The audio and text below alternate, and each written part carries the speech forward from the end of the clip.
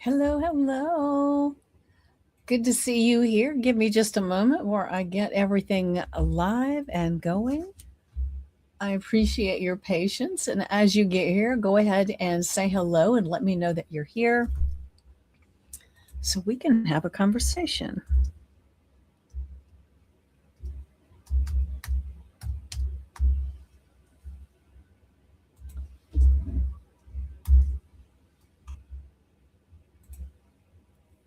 All right. Hello, hello. So give me just one more second while I pull this up on my phone to make sure that everything is showing up as it should. And if you can hear me, make sure that you let me know because I've had a little bit of a problem with that recently.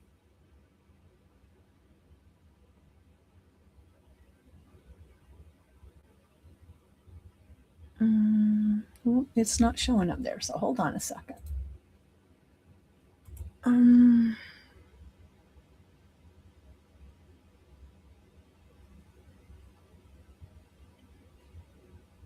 I don't know why. It's maybe it's there and I just can't see it. All right, I'll just keep going and hopefully it is all the places it's supposed to be.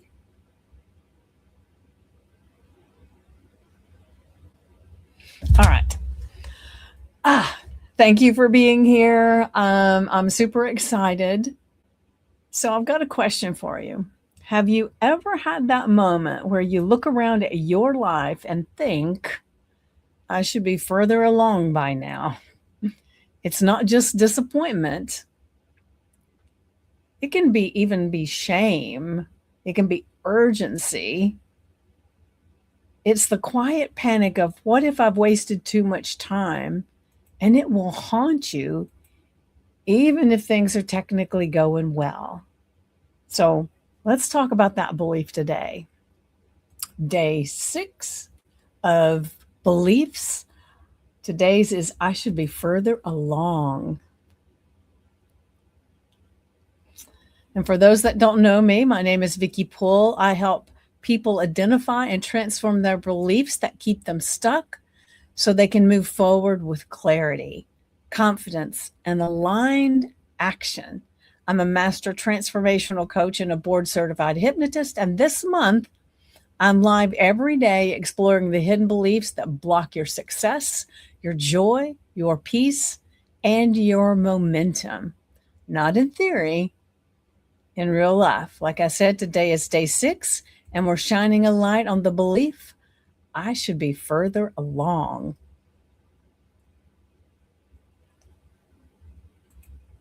And this belief, hello, hello, Nicole, nice to see you. So, this belief doesn't always show up with words. Sometimes it shows up with feelings. The sudden dread when you see someone younger doing what you wanted to do. And I mean, right now, the amount of people that are young that are doing astronomical things because of AI and everything, oh my gosh, it can really put you in a tailspin if you're not careful. And then there's the low grade irritation that bubbles up when things take longer than expected. You had this plan years ago of by the time I reach this age, this is where I'm going to be, and you didn't get there. But what's really a big one is the inability to celebrate yourself because it's not enough yet. The self criticism that sounds like urgency. I need to hurry, right? I'm behind. I should have already been there. I've wasted so much time and I'm still not where I want to be. Or maybe it hits you like a wave when you scroll, you compare, when your birthday rolls around and suddenly you're stuck in a loop of, what have I even done with my life? Even if you've done a lot, we can spend time going down that rabbit hole of all the things we didn't do.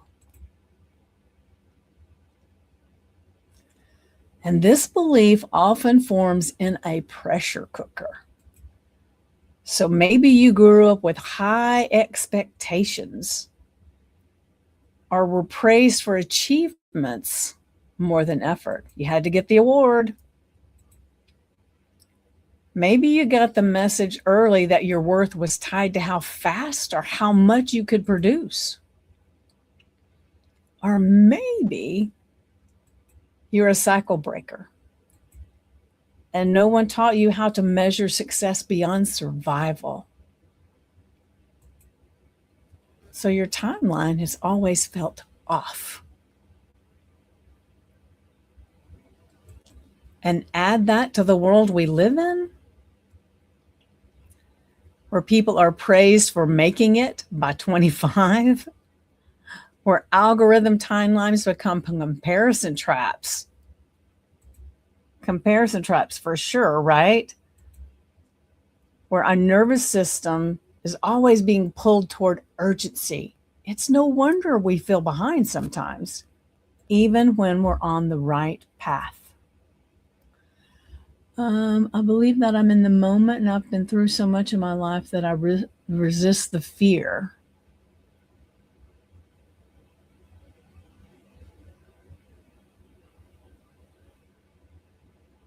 Okay. Thank you for sharing that, Nicole.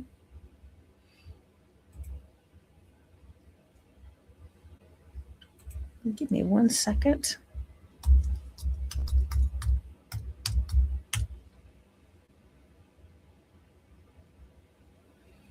All right. Let me just see one more time. I don't know if this is actually streaming. No. Okay. All right.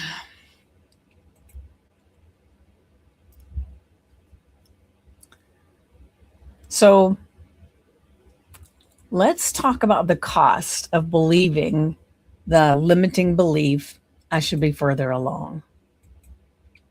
Do you have any ideas on that, Nicole? What are the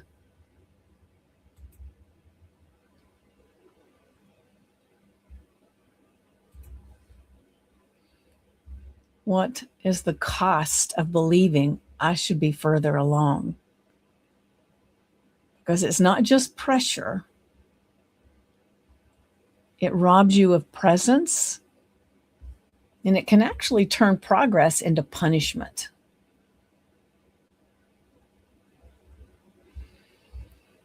It can turn small wins into shame because you're comparing it to what somebody else's big wins are, and it makes it feel like they're not enough.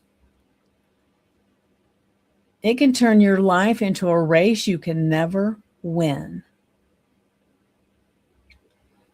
It's like walking up a mountain and never letting yourself turn around and look at the view, because you're only obsessed with how far there is to go. And the heartbreaking part is this belief convinces you to quit right before things get good.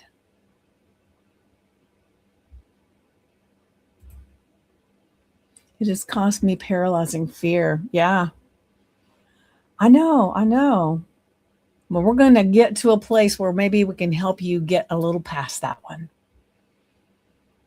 Because this fear says, if I'm not there yet, I must be doing it wrong. So you stop. Not because you're failing, but because your inner timeline is lying to you. So here's today's reframe. And go ahead and write this down, and maybe that will help you. So instead of saying, I should be further along, ask yourself, according to who? On whose timeline? Based on what story?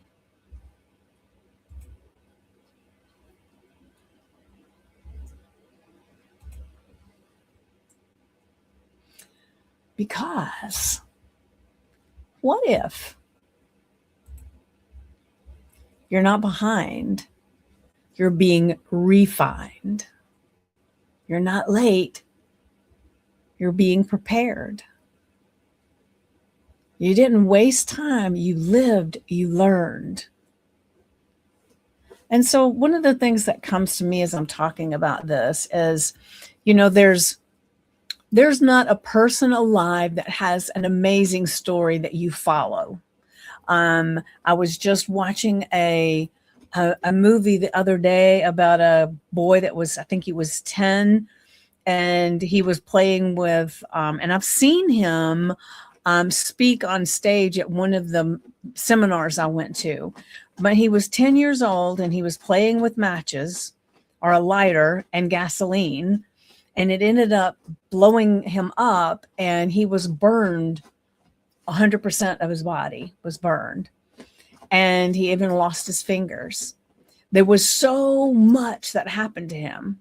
And in the beginning, he was thinking, he kept saying, why me? Why me? Why me? And as he got older, he realized how, even though that was tragic, it created a life he never would have ever imagined because of it.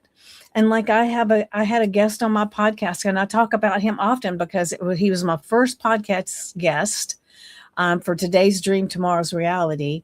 And I was blown away because he was a gentleman that had diabetes, and he didn't take care of himself, and he ended up losing his leg from the knee down. But what really struck me was that he said it was the best thing that ever happened to him, because his life just pivoted in a way that he said, if I had been trying to create that end result that I have, I would have never been able to. And so I guess I'm saying that because everything that you have gone through, even the things that hurt tremendously, the things that didn't go right, the things that you almost wish you could go back and change, they weren't wasted. You lived, you learned, you're not broken, you're blooming in your own season. So the thing I want you to really, really grasp tonight is that if you will take and make a list of the things that have happened in your life, good and the bad, and look at how it changed you, and just know that if you're not where you want to be, it's because you still got a little changing to do.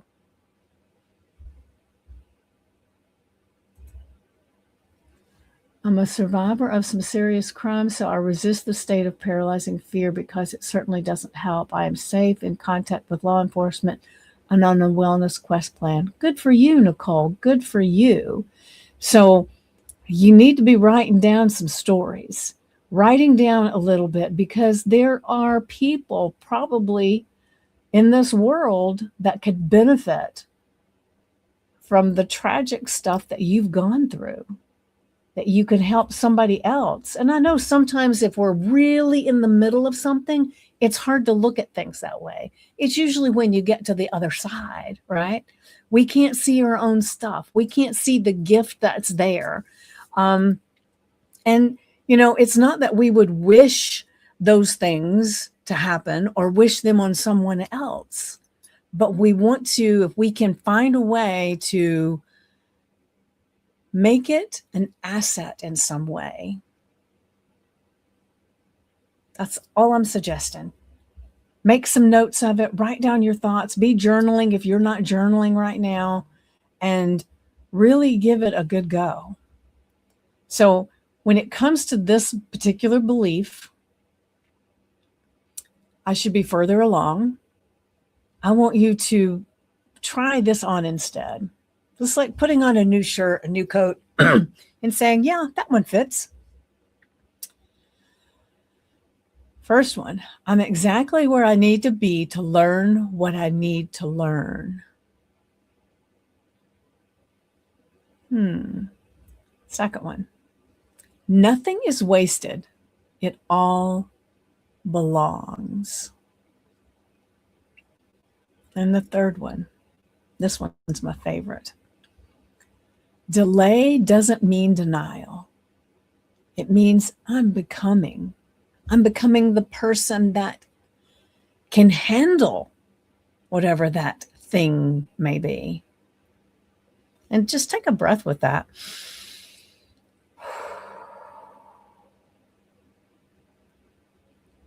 Let your system soften for just a little bit.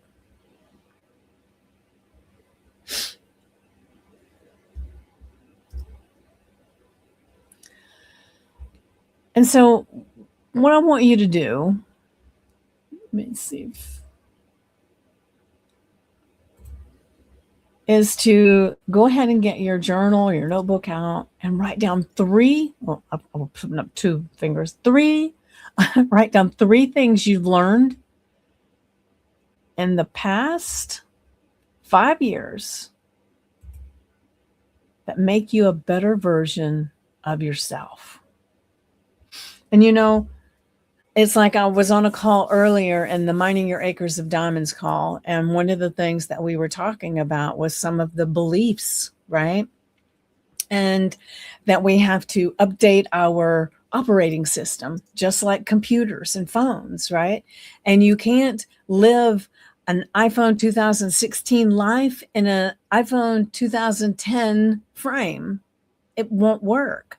You've got to grow through all the phases to get to this place and be able to sustain it.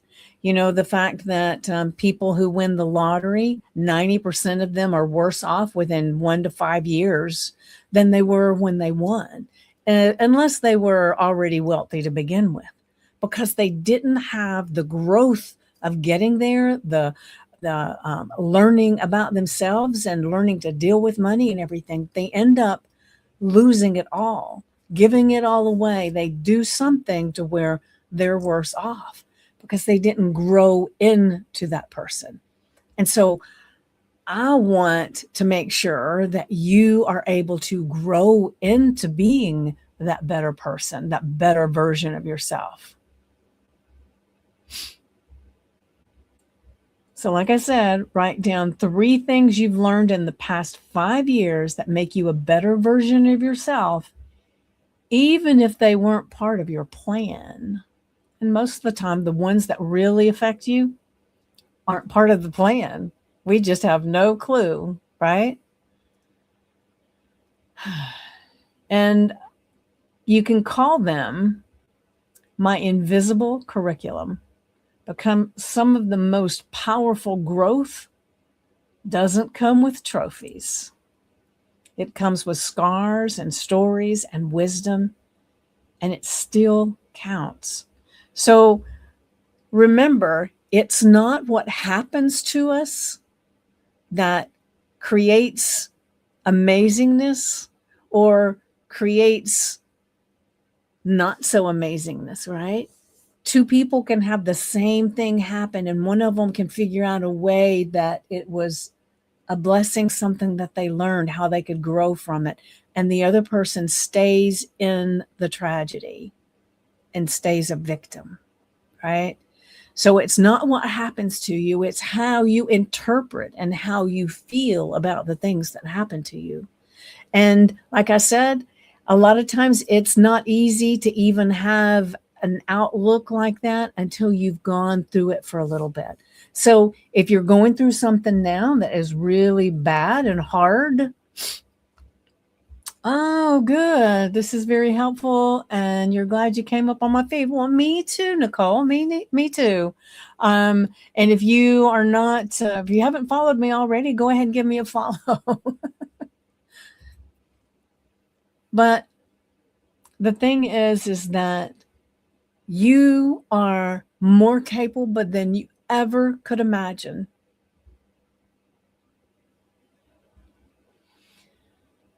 And by the way, really quick, If this belief feels uncomfortably familiar and you're realizing how long you've been living inside it, I want to offer you a grounded next step.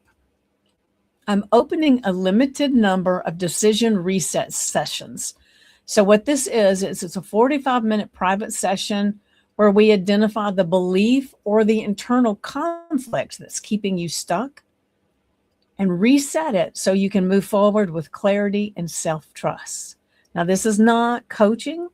It's not a pep talk. This is for women who are done circling the same question and are ready to choose.